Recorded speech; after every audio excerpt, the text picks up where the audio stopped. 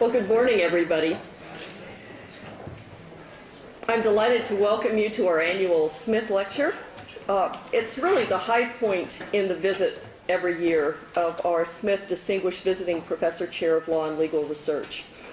And the visit is made possible every year through the chair that Professor George P. Smith established in 1999 now. George is a wonderful graduate of our law school, a prominent scholar and teacher at the Catholic University School of Law. I know many of you came yesterday and heard the wonderful lecture he delivered yesterday afternoon. And it's really George's long career as a teacher and a scholar that made him understand the importance of a chair like this, that allows us to do the kind of thing we're doing today and to have the kind of terrific visit I'll talk about in just a moment. So I'd like to invite you all to join me in thanking George for making this possible.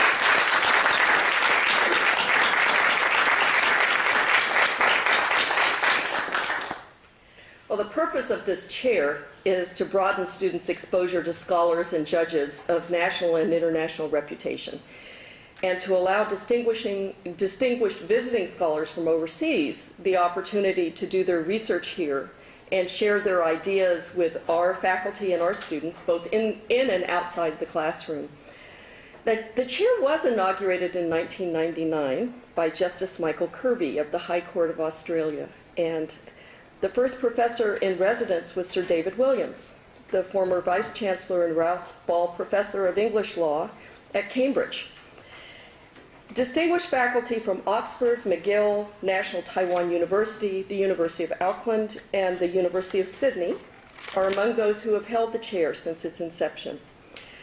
So we are extremely grateful to Professor Smith for bringing this incredible cornucopia of wonderful teachers and scholars to our institution. And our present Smith Chair follows in that wonderful line. We are honored to have Professor Belinda Bennett, Professor of Health and Medical Law at the University of Sydney Law School, as our distinguished Smith lecturer today. She joined the faculty of the Sydney Law School in 1990, and she's held a number of important positions on that faculty. She's an elected fellow of the University of Sydney Senate, a member of the university's academic board, and served as the director of the Center for Health Governance, Law, and Ethics, among many other positions at the university.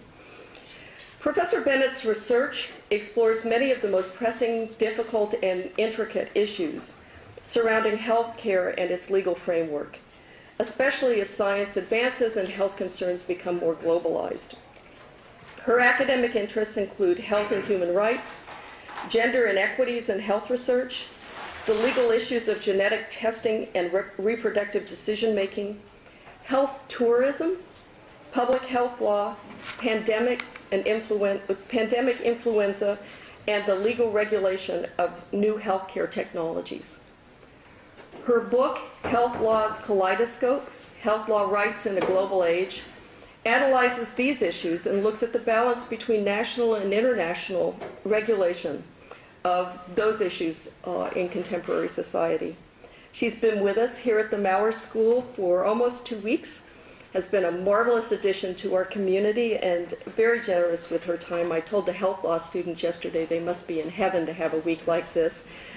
Our students, our faculty, and the entire IU community has benefited from her presence here. Her lecture today is entitled Expanding Horizons, Crafting Laws for the Scientific Frontier. And I hope you will join us after the talk for a reception in the third floor faculty lounge. And I know Belinda has said that she hopes to provoke a question or two. So please join me in welcoming Professor Belinda Bennett.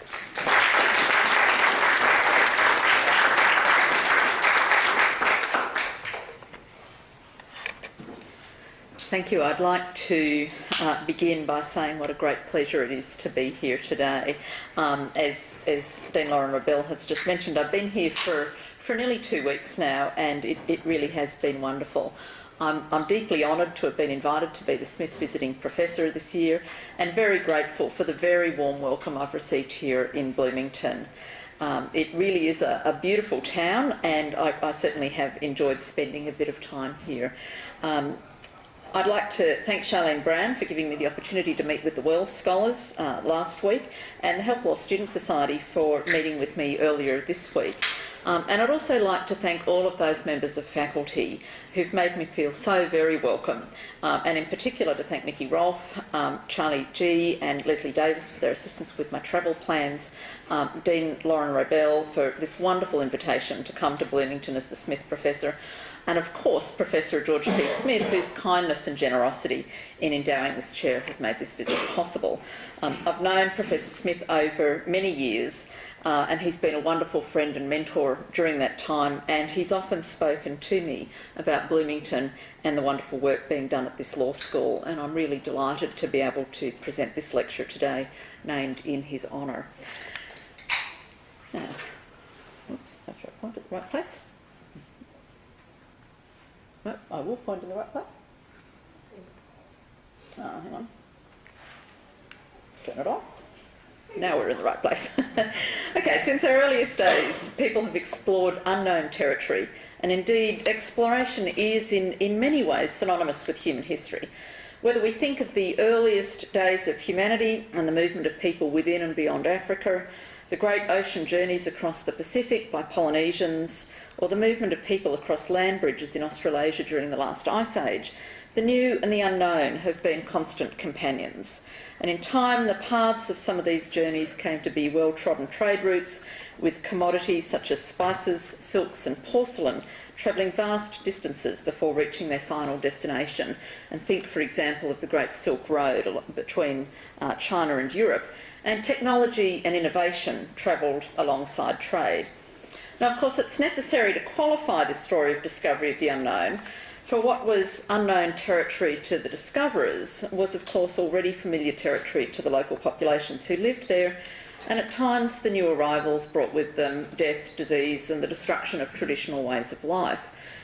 But this aspect of the story doesn't change the fact that for those who'd never been there before, the territory was new, and what one would find there on arrival was unknown. And in this modern age of television, movies and the internet, it's difficult to imagine the completely unknowable nature of regions of our world in those past times. And perhaps our closest modern equivalent is that of outer space, although perhaps even space is not as unknowable as it once was. So this story of journey into the unknown has also been the inspiration for literature and film, and there are countless examples here, including Jules Verne's Journey to the Centre of the Earth, a story of travel within our own planet, and the Star Trek series of travel beyond the planet, which identifies space as the final frontier and gives the imperative to boldly go where no one has gone before. So the language of exploration and discovery is also used to describe modern science. We speak of scientific quests, of frontiers of knowledge and of discoveries, and there's the same sense of charting the unknown and the same sense of promise and risk sitting side by side. And just as the journeys and discoveries of old brought with them profound changes for all those whose lives were touched, so too modern science brings with it the promise and for some the threat of profound change. So concerns about the impact of modern science are usually focused on new technologies. Now, this is not to suggest that there are no concerns about the impact of old technologies. However, the concerns about old technologies are usually concerns that arise after the technology has been introduced and adopted widely. And think, for example, about concerns about industrialisation and pollution. So in contrast to the concerns about new technologies arise when the technology is still new and emerging. And during the 20th century, we witnessed a dramatic increase in scientific knowledge.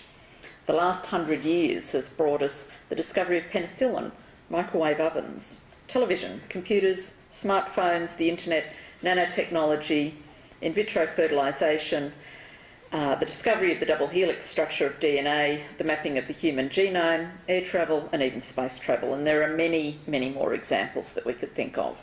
And the rate of change is such that we constantly struggle to keep pace with it. Now, of course, as has been pointed out by commentators, what's new today is not new tomorrow, and for the most part, technology rapidly becomes either obsolete or familiar. Some forms of technology, however, seem to present us with particular challenges, for they lead us to think about what it means to be human, what it means to manage risk, and whether law has a role in negotiating the technological future. And these are the new or emerging technologies that I want to focus on in this paper.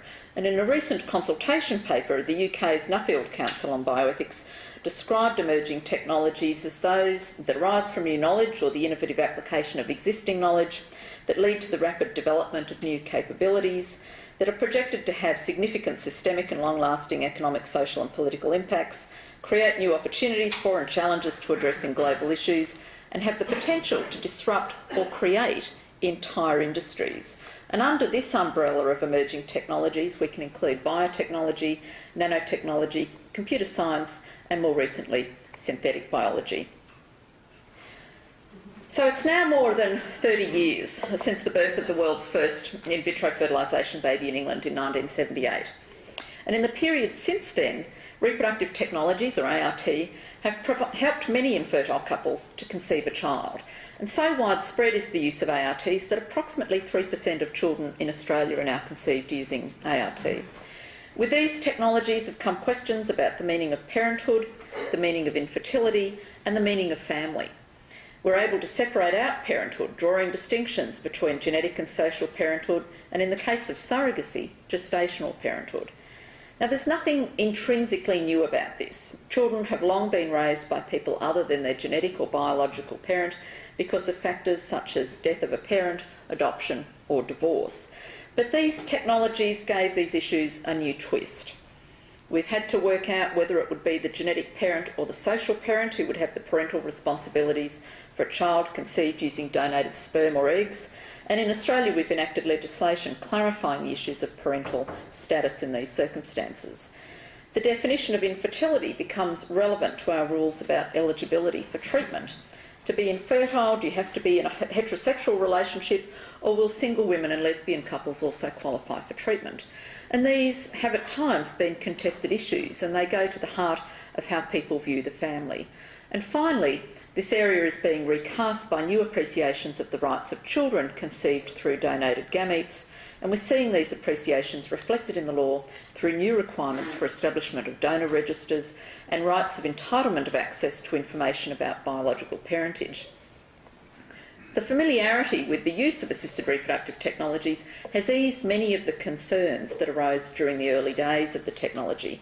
However, there are, as some commentators have argued, new anxieties emerging around the use of assisted reproductive technologies, and here we see debates about designer babies and eugenics.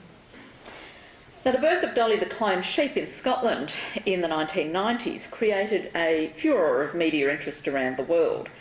And since Dolly's birth represented the application of cloning technologies in a mammal, much of the media coverage, both at the time and in the period since then, has focused not only on Dolly herself, but on the potential application of these techniques in humans. And governments around the world assessed the adequacy of their regulatory frameworks, and we've also seen a number of international declarations condemning human reproductive cloning. The discovery of the double helix structure of DNA in 1953 by Francis Crick and James Watson heralded the start of the modern genetic age. And in the period since then, scientists have mapped the human genome, and a range of genetic mutations associated with disease have been identified, offering new possibilities for early detection and treatment. Yet the genetic age has also brought with it heightened concerns over the potential for genetic discrimination in the context of employment and insurance, concerns over the potential for a new eugenics in the context of reproductive decision-making, and concerns over the transformation of privacy rights as genetic information is increasingly configured as familial rather than individual. Genetics has also brought genetic modification of crops and livestock, yet concern over the impact of genetically modified organisms on the environment has sparked public debate, and the genetic modification of foods has been controversial, particularly in Europe, where there has been widespread opposition to GM foods. Now, like biotechnology and biomedicine, nanotechnology may allow for the development of new therapeutics. Nanotechnologies are defined as the design, characterisation, production and application of structures, devices and systems by controlling shape and size at nanometre scale. And a nanometre is 1/1000th of a metre. Now, possible applications from nanotechnology include industrial applications such as the development of new cutting tools using nanocrystalline materials and the use of nanoparticles in paints to improve durability and the use of longer-lasting nanomaterials in medical implants. Concerns have been expressed, however, about the potential for nano-sized particles to pose risks to human health and the environment. And in their 2004 report on nanotechnology, the Royal Society and the Royal Academy of Engineering stated that free particles in the nanometre size range do raise health, environmental and safety concerns, and their toxicology cannot be inferred from that of particles of the same chemical at larger size. The difference comes largely from two size-dependent factors: the larger surface area of small particles compared with larger particles given equal mass, and the probable ability of nanoparticles to penetrate cells more easily and in a different manner than larger ones. So over recent decades, advances in reproductive technologies, genetics, nanotechnologies and more recently synthetic biology have promised a dazzling array of scientific advances and benefits. And at the same time, scientific and technological advances have been accompanied by concerns over the potential for unforeseen and negative outcomes. Public debate around most new technologies share the common feature of being caught between the hope and promise on the one hand and dystopian visions of the future on the other. And the often emotive landscape of public debates around new technologies is further complicated by the pace of scientific change, which challenges all but experts to keep pace with the ever-expanding scientific frontier. For governments, the complexity of the science, the rapid pace of scientific change, the uncertain nature of risk for developing technologies, and the diversity of community views all present enormous challenges for effective regulation. And while each new technology brings its own unique set of developments, possibilities and challenges, increasingly too we're witnessing the convergence of technologies as developments in one field provide a platform for developments in another. And the potential for new technologies to converge, to build upon and to leverage off each other in ways that support the development of a new round of technological advances brings with it the potential for exciting new developments in science and technology. To date, the discussion of converging technologies has focused on what are called NBIC technologies, that is nanotechnology, biotechnology, information technology and cognitive science. Now, risk is a key feature of journeys to frontiers. It's simply not possible to know in advance all that one might encounter on the journey, nor all the hazards that might be faced. And as George Annas reminded us in an article in the Emory Law Journal in 1990, the drawers of old maps often marked the boundaries of the known world with reminders that dragons inhabited the territory beyond as a symbol of the hazards of the unknown.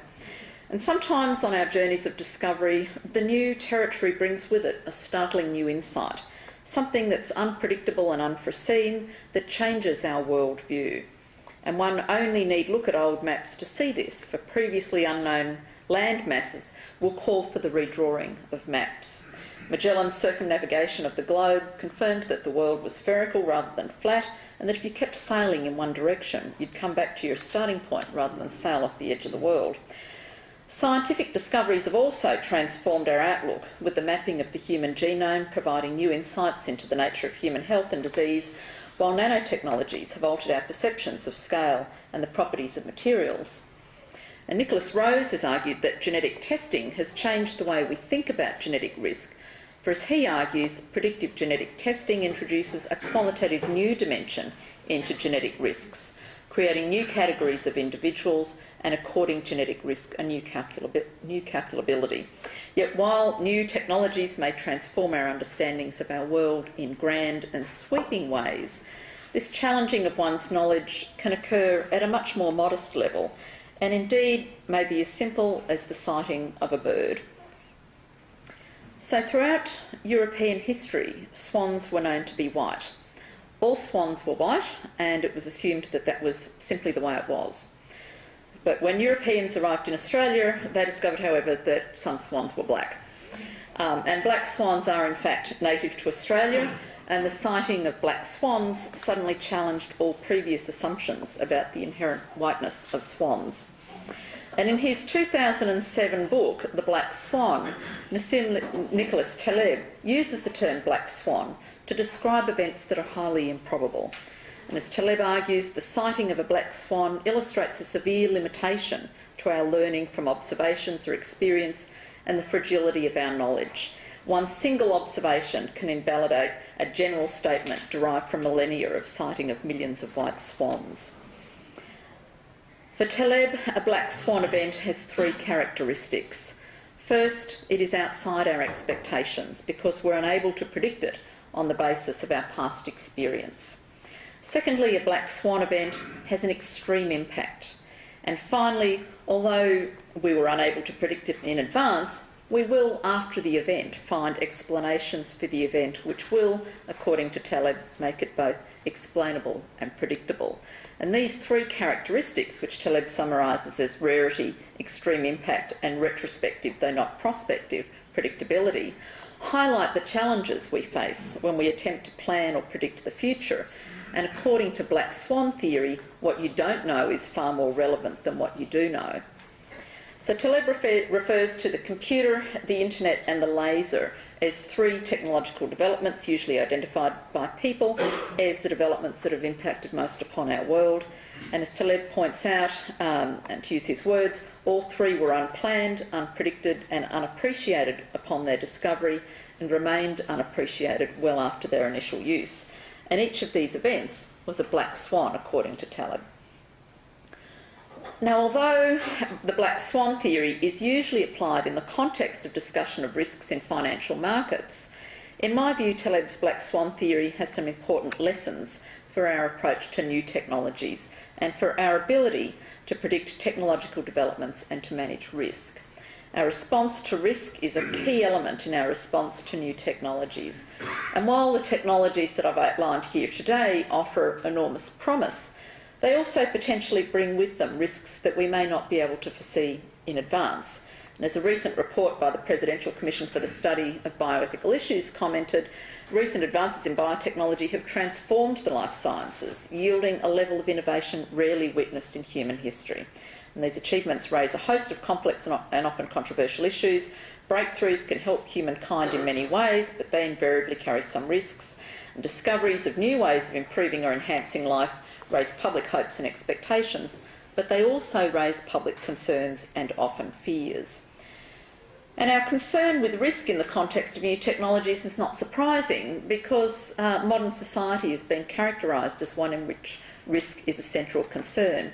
And indeed, Ulrich Beck has described contemporary society as risk society. The precautionary principle is one approach to the management of risk in the face of uncertainty. The Rio Declaration of the United Nations Conference on the Environment and Development states the precautionary principle in the following terms: that in order to protect the environment, the precautionary approach shall be widely applied by states according to their capabilities, and where there are threats of serious or irreversible damage, lack of full scientific certainty shall not be used as a reason for postponing cost-effective measures to prevent environmental degradation.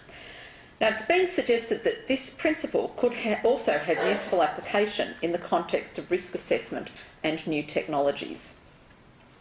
In many ways, the use of the precautionary principle seems sensible. New technologies are characterised by scientific uncertainty over the nature and extent of associated risk, and an approach based on taking steps to prevent harm in the face of a threat, albeit an uncertain one, would seem to strike a workable balance. There are, however, I think, three problems with this approach. First, there are some limitations in the underlying assumptions for the precautionary principle. Secondly, the contested nature of ethical perspectives on new technologies challenges our ability to found a widely accepted approach to risk on the principle of precaution. And finally, the precautionary principle does not help us address the problem of black swans. So perhaps Perhaps one of the main difficulties with using the precautionary principle as a foundation stone for our management of new and emerging technologies is that there is no shared definition of the principle. And although the Rio Declaration is one well-known definition of the precautionary principle, there are a number of other formulations of the principle ranging from weaker to stronger versions. And as Marchant and Sylvester point out, notwithstanding frequent references to the precautionary principle, there is no standard or accepted version of the precautionary principle. At least 19 different versions of the precautionary principle have been identified, differing in important respects in several different dimensions. In addition, the utility of the precautionary principle for managing risk has been hotly contested. Marchant and Sylvester argue, for example, that the precautionary principle is ambiguous on key issues of risk, such as the level of acceptable risk, the indicators necessary to trigger precaution, the data needed to demonstrate that it's safe to proceed with the technology, the manner whereby costs and benefits should be taken into account, and the type of action needed in order to satisfy the precautionary principle. And in an influential paper published almost 10 years ago, Cass Sunstein critiqued the precautionary principle, arguing that it threatens to be paralysing, forbidding regulation, inaction, and every step in between. Now, perceptions of risk are, I think, dependent on a range of factors, including one's ethical viewpoint. And Roger Bransford has argued that three dominant ethical viewpoints make up what he refers to as the bioethical triangle. Utilitarianism, which is concerned with human welfare, the human rights view with a focus on individual autonomy, and a third view which Bransford calls the dignitarian alliance, which is concerned with threats to human dignity. And as Bransford notes, the emergence of a new dignitarian view creates a genuinely triangular contest, the dignitarians disagreeing as much with utilitarians as they do with the human rights constituency, with the former because they do not think that consequences, even entirely beneficial consequences, that is beneficial relative to a utilitarian standard, are determinative, and with the latter because they do not think that informed consent cures the compromising of human dignity. Now, this three-way contest of ethical viewpoints has important implications for the legitimacy of regulatory responses to risk, according to Bransford. For utilitarians, the precautionary approach will rest on a risk-benefit analysis. For human rights advocates, precaution may be articulated in terms of preventing harms to human rights. And for dignitarians, threats to human dignity are understood as a red light not to proceed. Indeed, as Bransford notes, for dignitarians, the proposition that we should exercise precaution against the risk that biotechnology goes wrong misses the point. The point is that if biotechnology goes right, that if biotechnology goes right, human dignity is compromised. Of course, it's important to note here that the concept of dignity is itself contested, and Professor Smith's work, including his article in the 2005 Vanderbilt Journal of Transnational Law, is certainly worth reading on this point. And the concept of dignity has been subject to considerable scholarly debate. And the important message here is that although our precautionary approach is one way of striking a balance between the risks and benefits of new technologies, a regulatory approach premised on precaution is unlikely to gain widespread legitimacy for those who believe that the technology itself is the harm. The precautionary principle assumes that there may be scientific uncertainty over the extent and significance of the risk in the context of new technologies, and that the uncertainty should not itself be a barrier to regulation. Yet the difficulty in evaluating new technologies is that the future development of a technology, and indeed the risks associated with the technology, may be in some respects unknowable in advance. And furthermore, the precautionary principle does not help us to anticipate the completely unexpected event that may arise, whether this be the unforeseen risk that in fact eventuates, or the entirely new technology or use of technology that comes along and completely changes the way that we do things. In other words, the precautionary principle does not help us to respond to black swan events. And as Taleb's black swan theory points out, our tendency to predict the future based on our experience of the past, while natural for humans, does not help to anticipate black swan events. And it's the black swan events that may arise from new technologies that will be the most significant. And to repeat the quote from Taleb that I gave you earlier, what you don't know is far more relevant than what you do know. Now, I'm not suggesting that we throw out the precautionary principle, indeed, far from it. I think the precautionary principle provides a useful framework for negotiating regulatory solutions to complex questions of risk in the face of uncertainty. And of course, if we're to avoid the paralysing or potentially paralysing effects of the precautionary principle identified by Sunstein, we will need to identify the risks, or perhaps more accurately, the kinds of risks upon which our precautionary approach is focused, and to prioritise these for our attention. And as Sunstein also points out, we need to recognise that there are costs and benefits from all of our regulatory choices. So in choosing to regulate a new technology to avoid a risk of harm, we may succeed in avoiding that harm, but we may miss out on other benefits, such as greater innovation. But while the precautionary principle is a valuable tool for negotiating risk, in my view, the precautionary principle alone is not sufficient. In particular, it doesn't help us to develop the sort of flexible regulatory systems that we need in order to take account of the developments that we do not foresee, the black swan events, which are, according to Taleb, rare, have an extreme impact, and are not predictable in advance. So where does all of this leave us in terms of regulating new technologies? So first, we should not underestimate the complexity and difficulty of the task of regulating new technologies. The pace of scientific change, the uncertainty of risk, and the breadth and diversity of community opinion combine to make the already complex regulatory task even more complicated. Part of this regulatory task involves assessing the adequacy of our existing forms of regulation and deciding the extent to which the issues raised by a new technology are truly new and whether new forms of regulation are required. Geoffrey Kahn has described this as the Goldilocks question. When it comes to dealing with controversial new biomedical technologies, is an oversight regime too little oversight, too much, or just right? Or do we need something different than the porridge we've been making for the last 30 years? Now, of course, as Marchand and Sylvester point out, many new technologies are already regulated, at least to some degree, in existing regulatory frameworks, while other measures, such as funding decisions for research, support some areas of research and not others. The question we need to ask ourselves in relation to new technologies is, do we need to regulate in this area at this time? Each of the issues I've mentioned here today seems very different. Apart from the fact that they're high-tech and present ethical and legal challenges, there seem to be few, if any, similarities between them. We might ask ourselves, for example, in what sense is genetics similar to nanotechnology? The argument I want to put here, and that I've put in some of my publications, is that when it comes to the question of regulation, there are similarities, important similarities that we should consider when embarking on new regulation. And indeed, as a number of scholars have argued, as different as these technologies are from each other, there is in fact a sense of the familiar that permeates our regulatory debates about them, for they all raise similar kinds of ethical and legal challenges for us. And if we're going to avoid what Derek Morgan has called the Red Queen defence, forever rushing to stay in one place, we do need to find ways to move beyond being locked into the task of forever reinventing the wheel.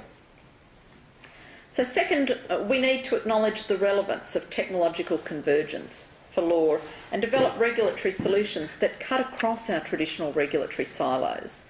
Diana Bowman and Graham Hodge have identified the relevance of scientific convergence for regulation in the context of nanotechnology.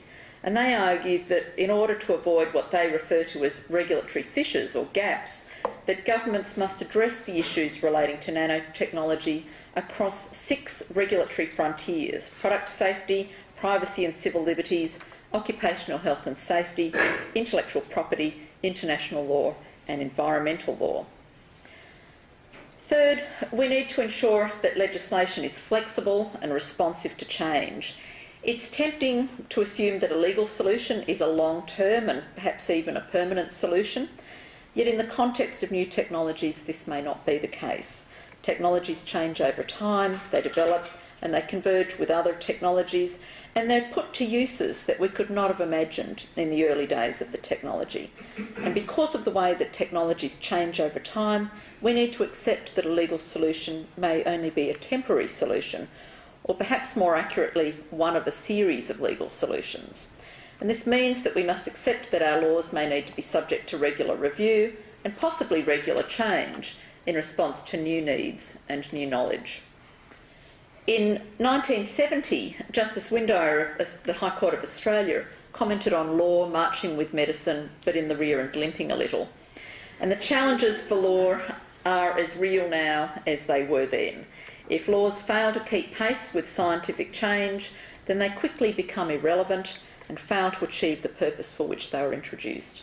Yet this challenge of what Bransford calls regulatory connection brings its own challenges, for as Bransford notes, these features geared for connection and flexibility tend to militate against predictability and consistency. And equally, if connection is maintained by regular review of legislation, the price to be paid is a period of regulatory uncertainty, which arguably serves to chill investment and research initiatives. Fourth, the contested nature of bioethics in contemporary society, illustrated by Bransford's bioethical triangle, highlights the challenges associated with finding a common ethical language for ethically contentious issues. George P. Smith has argued that law can play an important role as a third culture between science and social commentary, thus, in Smith's words, endeavouring to provide a framework for principled decision-making for complex biotechnological and medical issues in the 21st century. Recognising that law has a role in this area is important, for as Smith has observed, every complex moral issue is more often than not transformed into a legal issue. In this context, Smith argues, law becomes the stabilising force for human affairs, and finding a stabilising role for law is perhaps more important than ever before, for as Charles Taylor has pointed out, this is a secular age. And the religious principles and values that once provided the moral compass for society have in many ways been cut loose in contemporary society. It may be that with all of these challenges that the regulatory task just seems too difficult. We could adopt a wait-and-see approach, holding back on regulation until we know for sure exactly what regulation is needed. After all, aren't we just encouraging the proliferation of lawyers and red tape if we regulate? Isn't society already regulated enough? And we don't want to stifle scientific innovation and deny ourselves and our children the benefits of that information. It's important to realise, though, that in deciding not to regulate an area, that we are in fact making regulatory choices. And to ignore the issues will not make them go away. And furthermore, I agree with Smith that law has an important role, and perhaps even a vital role to play in this area. One of the common features of new technologies, the new technologies that I've mentioned today, is that all of them pose complex definitional questions about which we will need to make decisions, as they will inform our regulatory choices. Now, these issues might be quite specific. For example, the meaning of family as it arises in the context of assisted reproductive technologies, or the meaning of illness that arises in the context of genetics.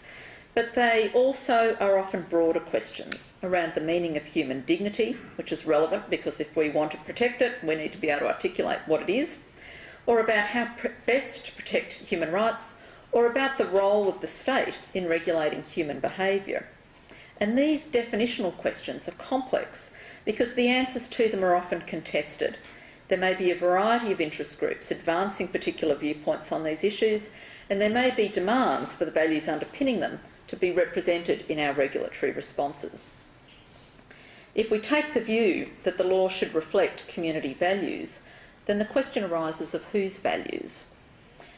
And the law is there, I think, to reflect community values. But it's also the case that in contested areas, some will take the view that regulation is too restrictive, and some will take the view that regulation is too liberal. Yet in areas where the science is changing rapidly and where community knowledge and opinion is evolving, in my view, the role of law is to take a balanced approach in the face of widely divergent views. And finally, we must remember that because no country is an island, at least in terms of trade and technology. Now, I'm from Australia, so I know countries can be islands, but none of us are isolated in terms of trade and travel within the context of contemporary globalisation. So we do need to continue to explore opportunities for international dialogue so that we can, as far as possible, develop harmonised approaches to the challenges posed by new technologies. I recognise, of course, that this is not an easy task, but as I've argued elsewhere, there is value in continuing to search for common ground. The unknowable nature of black swan events means that we need to move beyond preparing for those events that may be uncertain, but that are, at least to some degree, knowable, and move to models of regulation that anticipate the unknown and the unknowable. This means expressly adopting flexible and holistic approaches to regulation that will enable us to respond to new technologies and their challenges as they emerge. We're all travelling together on a journey to the future, and since ours is a highly technological age, it's clear that our journey will, in many ways, be a technological one. Some of those technologies and uses of the technologies will be foreseeable, at least to some degree. But as we travel along our journey, it's also possible that we may see some black swans along the way. Completely new technologies may develop, or that existing technologies may develop in surprising new ways. And I hope in this paper that I've managed to convince you that law does have an important role to play on the scientific frontier, and that it's worth considering how best to craft our laws so they provide appropriate support for our journey to the future. Thank you.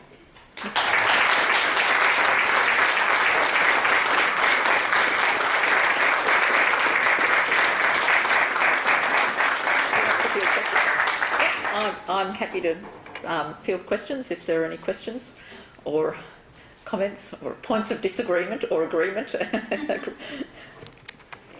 Good. You talked about fear. We had a great president who said you have nothing to fear but fear itself. Do you think the reason the fears are so dominant because people are basically uneducated on this issue? Look, it's an interesting one, isn't it? I mean, for a long time, there was a very common view that that the reason the public was concerned with new science was because the public didn't understand science. And I think to a large degree we've sort of moved beyond what's often referred to as the sort of the deficit model of sort of public knowledge in relation to scientific debate. And I think the point that we've reached now is that we recognise that the public can take on board what new science means for them. They may not know how to do it in the lab, and they don't really need to know how it works in the lab. What they need to know is, what does this technology mean for me and my family? So in the context, say, of reproductive technologies, people can work out what it means for them and their relationships. If they're in the context of genetics, people can work out what it means for them and their family if they've got a genetic mutation in the family associated with an increased risk of a particular form of cancer, for example. So I think the public actually has quite a sophisticated ability to work out the implications of scientific advances for themselves and their families. Having said that, there is a very vital role to play in ensuring that there is good, accessible information available to the public so that they develop that understanding in an informed way. So I think part of the challenge for scientists, and as we deal with scientific innovation, is to ensure that there is good information available to the public in accessible ways that helps people understand what the technology is, what its implications are, what we know and don't know about the technology. And then I think we can start to have a more informed public debate around many of these issues. Yeah, Fred. George may recall the quote from a Cambridge Don who once said, some change is good, no change is better.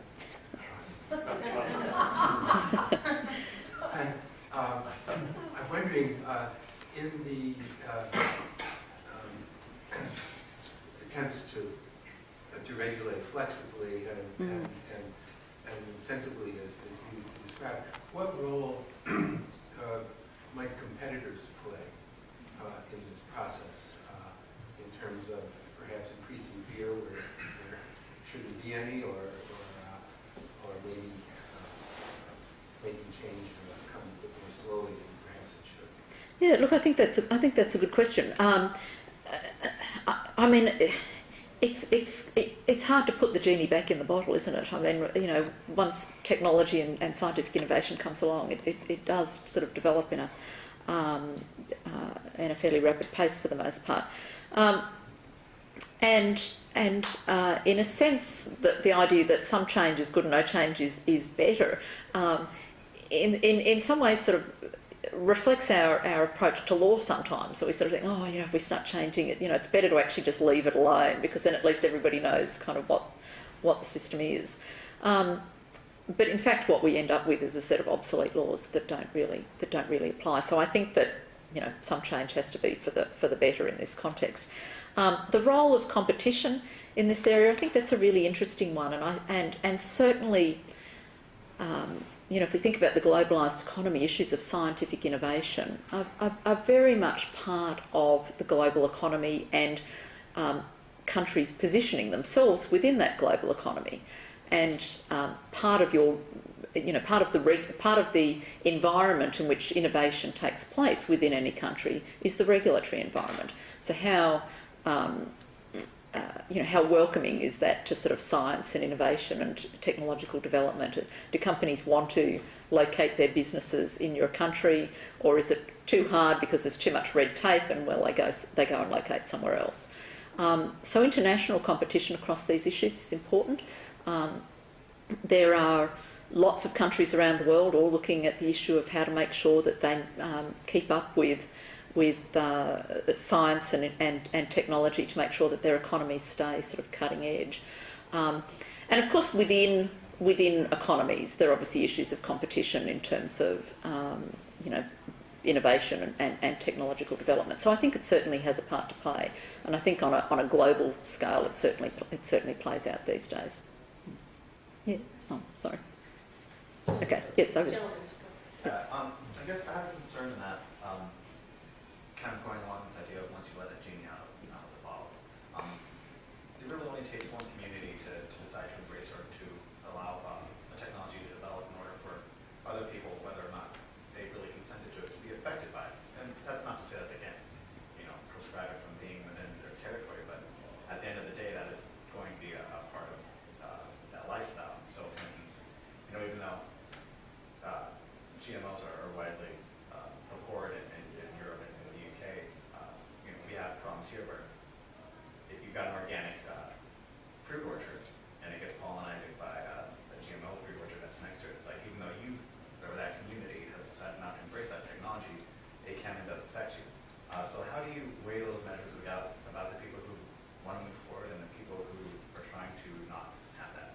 Yeah, look, I mean, and I think that's, I mean, that is the kind of the contested space in which many of these technologies develop, and the sort of the public arguments and debates that we have about them.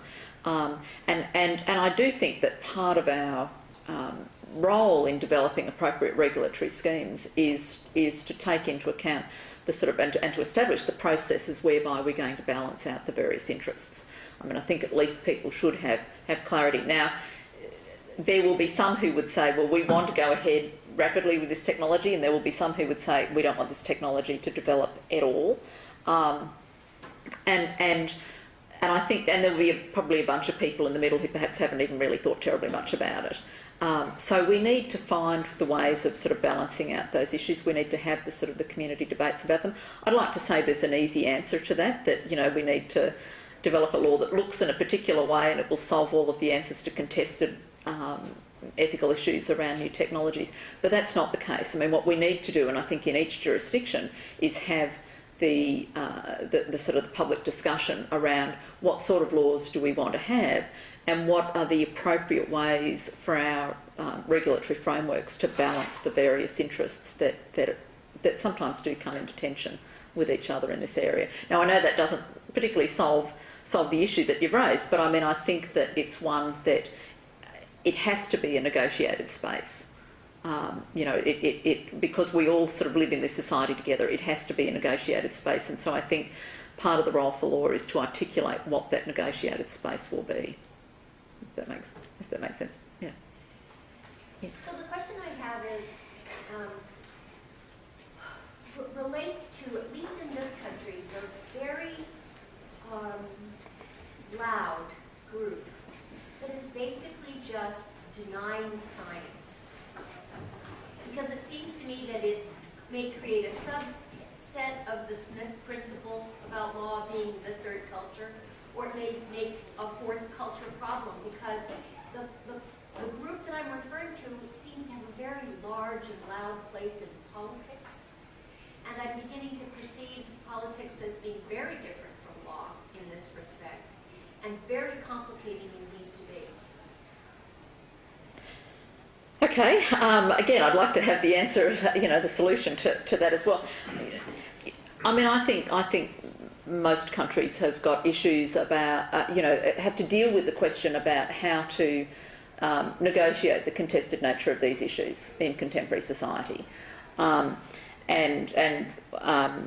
although they sort of often play out in slightly different ways in each location, the underlying issue is often very much the same, that there are contested viewpoints around many of these fundamental issues.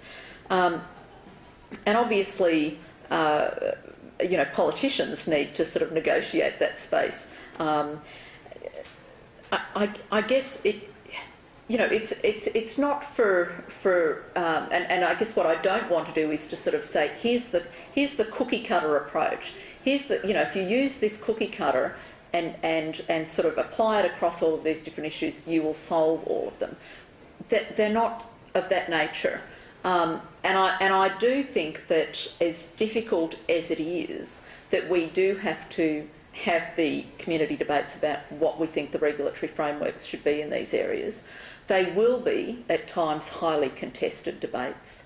But as I said in the paper, I believe, my personal view is that the role of law is to take a balanced approach in the face of widely differing views. So that where we've got widely different views in society, I think law should probably try and strike the middle ground. And we need to accept that we're going to need to review our laws regularly. Now, that means that we're going to have those debates on an ongoing basis. But we need to, when technology is changing rapidly and when opinions are evolving in society, we need to give people time to sort of think about the issues. We need the science to give the science time to evolve. And we need to simply be prepared to revisit our regulatory frameworks on a fairly regular basis.